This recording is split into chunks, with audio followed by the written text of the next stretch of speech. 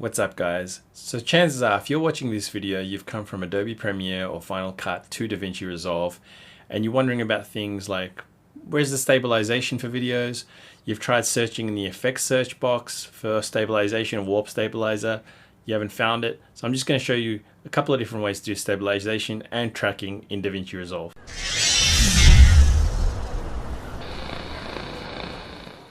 I've got a clip here of a guy in a car.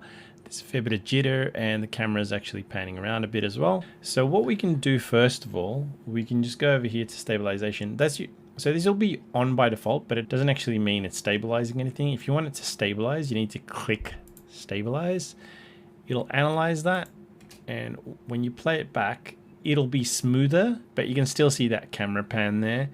So that's just the first way. 8 out of 10 times that's gonna be enough stabilization. What you can also do is, like, if I don't want that camera to be panning around, what I can also do is click camera lock over here and click stabilize again. What's that's gonna do is gonna keep that car in the same spot, but as you can see, it's to the cost of cropping out that right hand side of the frame. So I'm gonna show you another way how to do this via using a tracker that might save a little bit of that frame on the right hand side.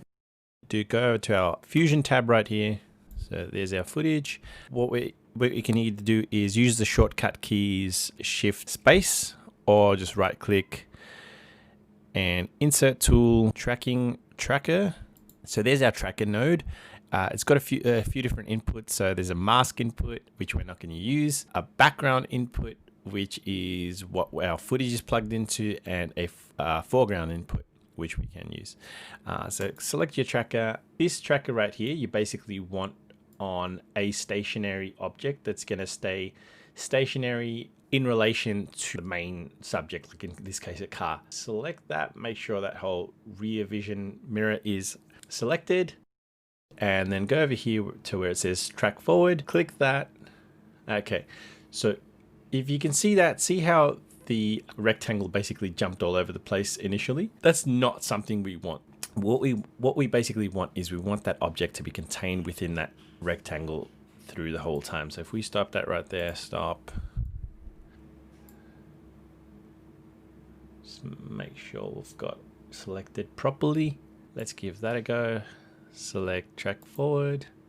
Okay, so as far as I can see so far, the object is staying within the rectangle. The rectangle is not jumping all over the place.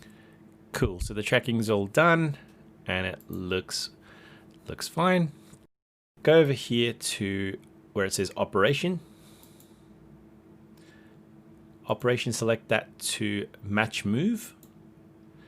And then where it says merge, you've got a few different options. So there's background only, foreground over background, background over background.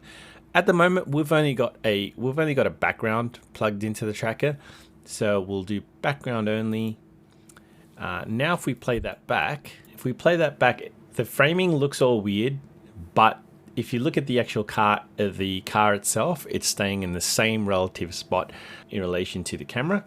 So we can fix that. We just go in here, adding another transform node, and with the transform, so basically go over in your timeline to where it looks the weirdest, about there.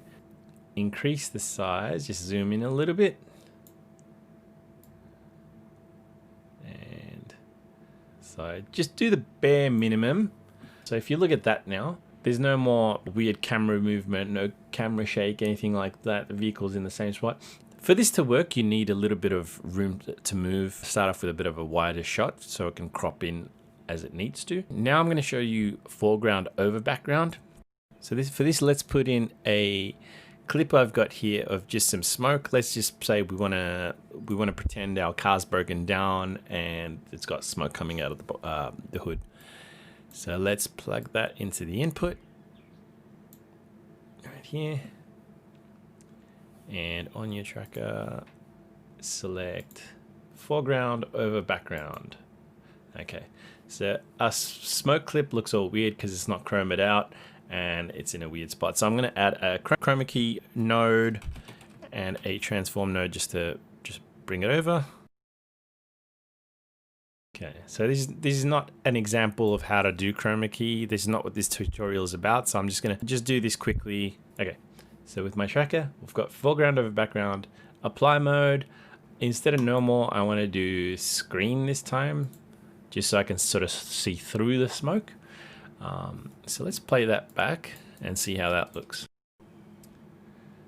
So in this example here, the camera is still moving around and everything, but the smoke in relation to the vehicle, it's staying in the same correct spot. So you can do that with, you know, clips like this, with explosions, you know, text. So you can do things like that.